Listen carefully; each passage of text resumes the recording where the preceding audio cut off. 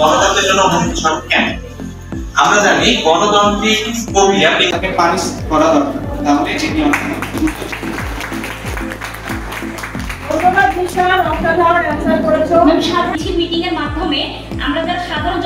সবথেকে ম্যাডামকে সুন্দর লাগছে।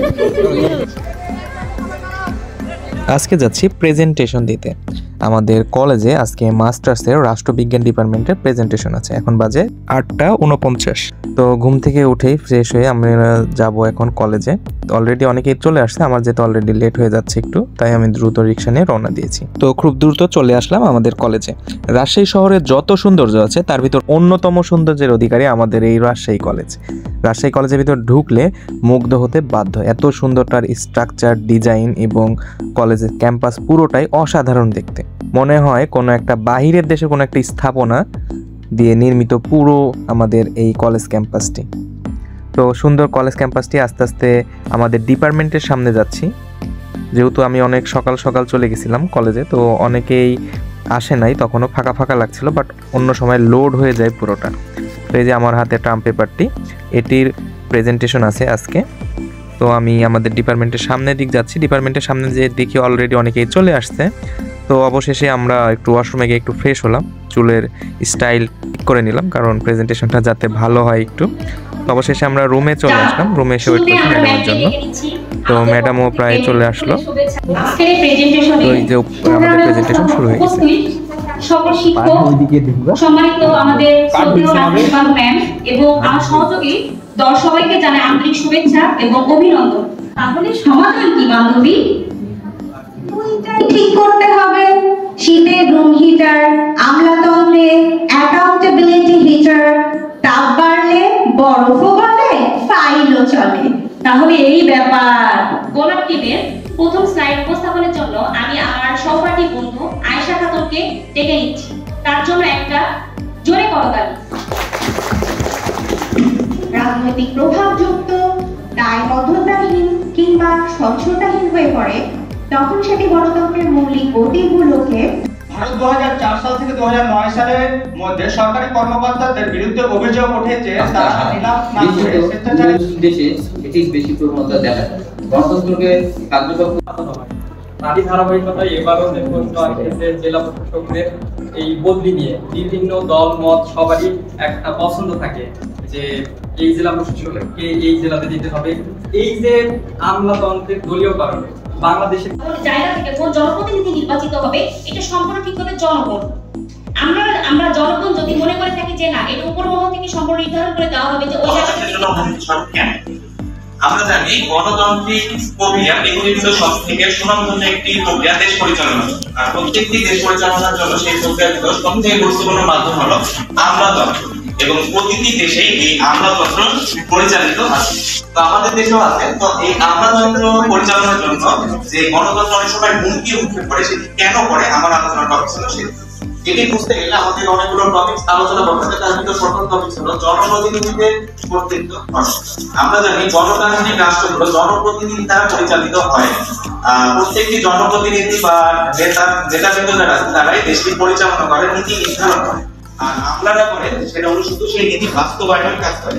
কিন্তু বর্তমানে আমলাতন্ত্রটা যদি নিয়ন্ত্রণের বাইরে চলে যায়, তারা বেশি শক্তি পেয়ে যায়, তাহলে তারা এই জনপ্রতিনিধিদের যে ক্ষমতা আছে তারা প্রভাবিত করতে চেষ্টা করে, এবং তার মাধ্যমে জনপ্রতিনিধিরা তারা নিজস্ব কাজ বা নিজস্ব নীতিগুলো বুঝতে পারে না, তাদের মাধ্যমে প্রভাবিত হয়ে নিজস্ব যে নীতিগুলো আছে সেগুলো প্রভাবিত করে নিজের সুবিধা মতো পরিচালিত করতে থাকে, এবং রাষ্ট্রের ভিতর আরেকটি রাষ্ট্র পরিচালিত হয়।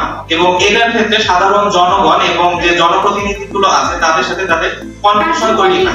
এটার জন্য রাষ্ট্রের মাধ্যমে আবদ্ধ করে রাখে। এই নথিগুলো তাদের ভবিষ্যতের রেফারেন্স হিসাবে কাজ করে। 4 নম্বরে শ্রম বিভাজন ও বিশেষীকরণ।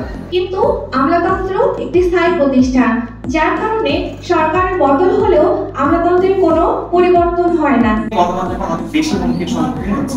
তো আমাদের উচিত তাদেরকে সাধারণ জনগণ এবং সংসদের কাছে জবাবদিহিতার আওতায় আনা এবং তাদের ক্ষমতা সীমিত করা, কারণ তারা তাদের ক্ষমতার অপব্যবহার করতে না। প্রত্যেক রাজনৈতিক দল যেটাই আসুক না কেন, যেই আসুক না কেন, এই আমলাতন্ত্ররা একই রকম চরিত্র বহন করে, বিলং করে। তো এইটা থেকে আমাদের পরিত্রাণ পাই। যেমন ধরো আওয়ামী লীগের সময় কিন্তু তারা একই রকম করেছে, এই সরকারের সময় একই রকম করেছে, বিএনপির সময় একই রকম করেছে। তো তাদের এই চরিত্রটা পাল্টানোর উপায় কি? বুঝতে পেরেছো সেটা? মানে আপনারা সবসময় তাদের নিজস্ব নীতিটা একই রাখে, যে দলই আসে একই রাখে এবং সব দলকে একই রকম ভাবে নিয়ন্ত্রণ করে। তো তাদেরকে এই জিনিসটা থেকে মানে পরিত্রাণ পাওয়ার আমাদের জনগণ তো তাদের আমরা মানে তাদের ইয়েতে পড়ে আছি, তাদের নিয়ন্ত্রণ। অ্যাকচুয়ালি জনগণ রাজনৈতিক সবাইকে আমলাতন্ত্র নিয়ন্ত্রণ করে। তো এই নিয়ন্ত্রণ থেকে মানে রাজনৈতিক দলরাও কিন্তু তাদের নিয়ন্ত্রিত, ঠিক আছে? এবার যে কোনো দল আসুক না কেন তাদের নিয়ন্ত্রণে অলরেডি চলে আসে। এইটা থেকে আমরা কিভাবে পরিত্রাণ পাবো, তুমি এখন তোমার মতো করে বলো। আচ্ছা, আমার মনে হয় এটা থেকে পরিত্রাণ পাওয়ার উপায় অন্যতম হলো তাদের প্রথমত ক্ষমতা সীমিত করতে হবে। কারণ তাদের মানে আমাদের নেতা কর্মী বিশেষ করে অতটা জ্ঞানী হয় না, মানে প্রযুক্তিগত ভাবে বা খাতা কলমে অতটা জ্ঞানী হয়। তা আমাদের উচিত যারা নীতি প্রণয়ন করে তাদেরকে আমাদের থেকে বেশি জ্ঞানী হওয়া দরকার, যেন তারা তাদের খুঁটিনাটি সকল বিষয়ে নজর রাখতে পারে। তারা কোনটা ভুল করতেছে কোনটা ঠিক করতেছে এটা যেন তারা বুঝতে পারে প্রথমত। দ্বিতীয়ত তাদের ক্ষমতার সীমিতকরণ করতে হবে এবং তাদেরকে প্রত্যেকটা বিষয়ে জবাবদিহি করতে হবে। অনেক বিষয় আছে যেমন তাদের কোনো জবাবদিহিতার প্রয়োজন পড়ে, তারা নিজস্ব কিছু ফাইল আছে তারা সই স্বাক্ষর দিয়ে ডান করে দিলে ওটা ডান করে দেয়, কিন্তু সেটারও রিভিশনের একটা চেকিং এর একটা পর্যায়ে রাখা দরকার, যাতে সেটা ঠিক করলো না করলো এটা দেখতে পাওয়া যায়। এবং আমরা দেখি রাজনৈতিক দল এবং নেতাবৃন্দ যারা আছে জনপ্রতিনিধি তারা 5 বছর পর বা নির্দিষ্ট সময় পর পর চেঞ্জ হয়, কিন্তু আপনারা তো চেঞ্জ হয়। তাদেরও নির্দিষ্ট সময় পর পর যদি ট্রান্সফারেশনের একটা লেখা প্রতি আইনি ব্যবস্থা দ্রুত গ্রহণ করা দরকার এবং সেই হিসাবে তাদেরকে পানিশ করা দরকার, তাহলে এটি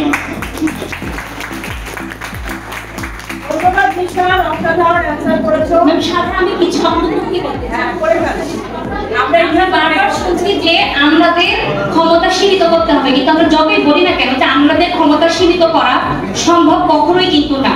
আমাদের ক্ষমতা যত দিন যাচ্ছে সেটা কিন্তু দ্রুত গতিতে বেড়ে যাচ্ছে, এটা তার নিজস্ব ভাবে কিন্তু বৃদ্ধি করছে। এমন কোন আইন বাংলাদেশের সংবিধানে অন্তর্ভুক্ত করা উচিত।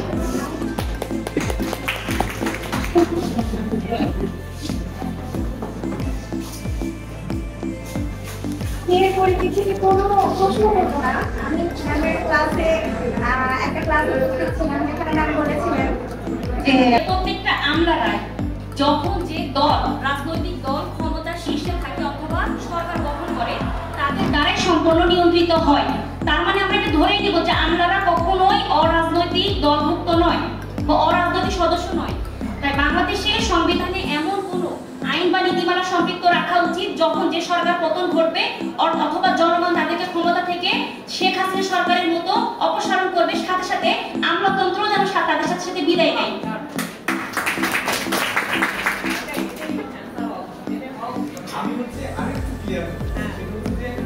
এবং রাষ্ট্রের সাথে পুরো সিস্টেমটি বদলে যাবে। এটা মূল যে বিষয় আমাদের আইনের প্রয়োগটা বাড়াতে হবে।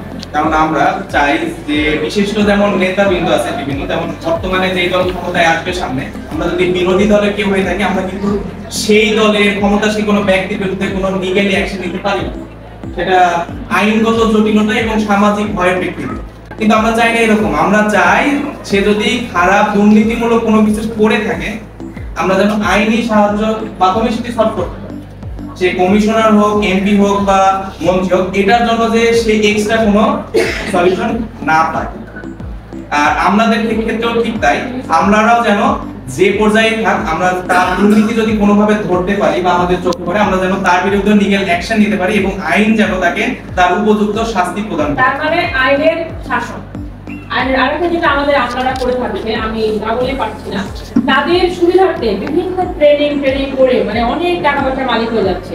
এই যে এত দুর্নীতি, সরকার যদি 500 কোটি করেছে ওরা 200 কোটি করেছে, তার সরকারকে দিয়ে কিন্তু ওরা তাদের দুর্নীতিগুলো করেছে, ঠিক আছে?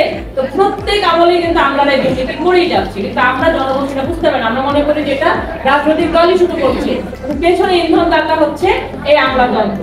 আর আমলাতন্ত্রের কারণে প্রত্যেক সিস্টেম, রাজনৈতিক সিস্টেম নষ্ট হয়ে যাচ্ছে। আর এই রাজনীতিবিদরা আমলাতন্ত্র বা প্রতিরক্ষাকে নিয়ে তাদের ক্ষমতাকে পুরো পাকাপোক্ত করে থাকতে চাচ্ছে, কারণ ক্ষমতায় গেলে সবাই বলবে যে আমি আর নামবো না, ঠিক আছে? এই কারণে আমাদের পুরো সিস্টেমটাই, এই রাজনৈতিক সিস্টেম বলো, রাষ্ট্র সিস্টেম বলো, নষ্টের কথা। হ্যাঁ, সেখানে সবার আগে কি করতে হবে? আইনের শাসন। আইনের শাসন কখন হবে?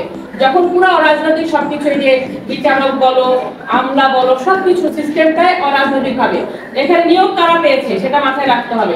নিয়োগের সময় আগে ওই সিস্টেম করে যে আওয়ামী লীগের সবাইকে নিয়োগ দিয়েছে, বিএনপি সবাইকে নিয়োগ দিয়েছে, এখন তাদেরকে নিয়োগ দিবে, সমানে বিশেষ হতে আছে, তাদের নিয়োগ হচ্ছে, এখন তাদের নিয়োগ হচ্ছে যারা তাদের দলমুক্ত হবে। এই সিস্টেমটা, তার মানে কারা দলমুক্ত? অবশ্যই এখন যারা আমলা হবে তারা অবশ্যই এই দলমুক্ত। কোন দলমুক্ত এখন বুঝতে পারছো? আওয়ামী লীগের সময় আওয়ামী লীগের দলমুক্ত ছিল, জাস্ট সিস্টেমটা নষ্ট করে দিয়েছে। কেন অনিয়ন্ত্রিত হবে না? কেন রাজনৈতিক হবে না? কারণ আমার তো ঢুকাই দিচ্ছে রাজনৈতিক দল, ঠিক আছে? পুলিশ বলো, আমলা বলো, সবকিছুতে আওয়ামী লীগের ভর্তি ছিল, সবকিছুতে মুক্তিযোদ্ধা একটা ভুয়া সার্টিফিকেট আওয়ামী লীগ নিয়ে শেষ। সবকিছু আগে কি হচ্ছে? বিএনপি করছে, এখন কি করছে? জামায়াত করছে। এই একটা সিস্টেম গঠন হয়েছে, কিন্তু আমরা চলে যাচ্ছি, যার কারণে আমাদের সিস্টেমটা নষ্টের পথে। বুঝতে পারছো? অসাধারণ তোমার উপস্থাপনা। তুমি কোনো প্রশ্ন করবে কিনা? সুন্দর প্রেজেন্টেশন উপহার দেওয়ার জন্য এখন আমাদের কিছু বলবে, আমরা মনোযোগ সহকারে শুনবো। সোহানাকে অনেক ধন্যবাদ। আজকে এই সুন্দর প্রেজেন্টেশনের উপস্থাপনা সোহানা এত সুন্দরভাবে করেছে, এবং আমি মনে করি টিম লিডার হিসেবেও কিন্তু দারুণ ভূমিকা পালন করছে, সেজন্য ওকে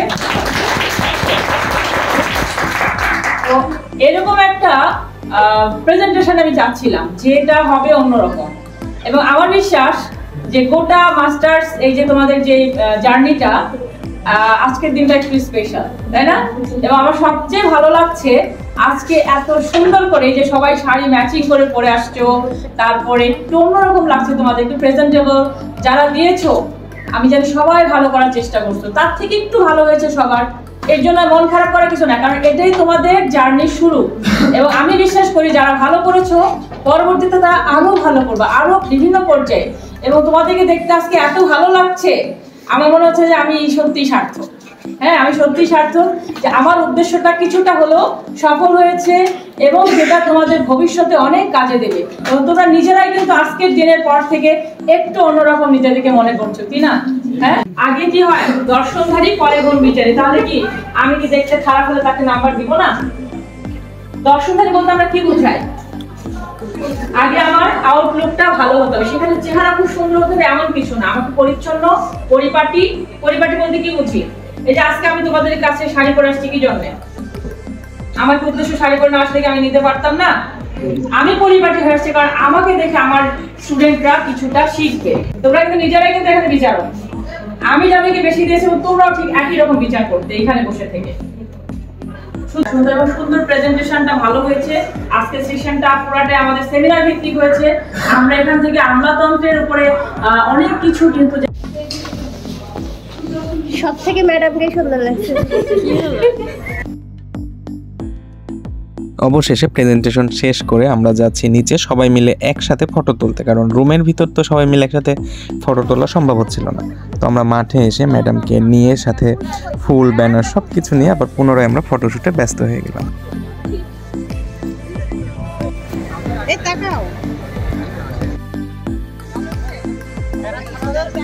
আরে তুই রেডি হও।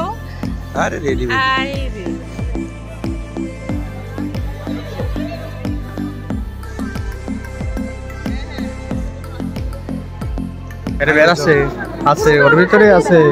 আমরা যে কোনো চান্সই পাচ্ছি না ম্যাডামের কাছে যাওয়ার। সোনা, এই সোনা, আমাদের কি চান্স দিবা না? অবশ্যই তোমাকে বেশি করে চান্স। এই সোনা,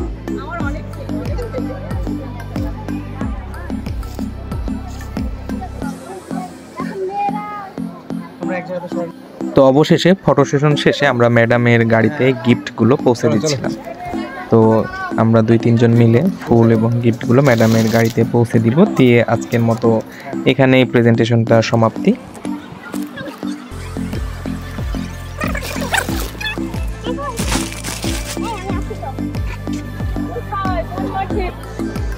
সেলফি হবে। বন্ধু কি অবস্থা? তোর সানগ্লাস একটু দিবা আমাকে? অবশ্যই। কয় টাকা বাকি আছে? 90।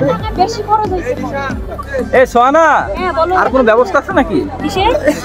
না, অন্যান্য গ্রুপ। তো অবশেষে আজকে প্রেজেন্টেশনের অধ্যায়টি আমাদের এখানেই শেষ, অনেক ভালোভাবে শেষ হলো আলহামদুলিল্লাহ। তো এতক্ষণ আমাদের সাথে থেকে ভিডিওটি উপভোগ করার জন্য আপনাদের সবাইকে অসংখ্য ধন্যবাদ। তাহলে ভালো থাকবেন সবাই। ভিডিওটি এতক্ষণ দেখার জন্য সবাইকে অসংখ্য ধন্যবাদ। আল্লাহ হাফেজ।